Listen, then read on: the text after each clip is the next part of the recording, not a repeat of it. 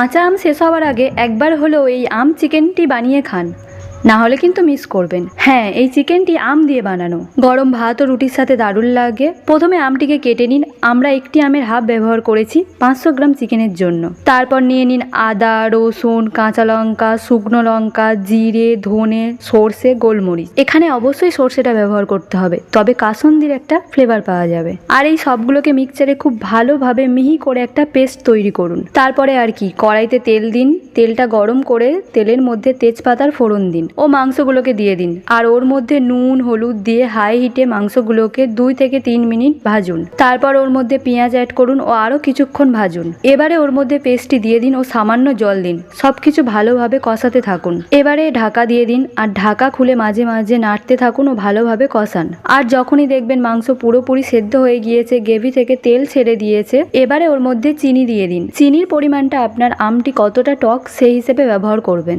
আরও একবার সবকিছু ভালোভাবে মিশিয়ে নিন। তারপরে রান্নাটি চেক করে দেখুন নুন, ঝাল আর টকের ব্যালেন্সটা ঠিক আছে কি। এবারে গরম গরম ভাতের সাথে পরিবেশন করুন, খেতে দারুণ লাগবে।